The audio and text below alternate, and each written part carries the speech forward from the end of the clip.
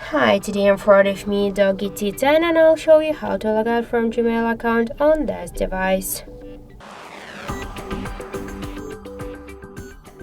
So first open the Gmail application.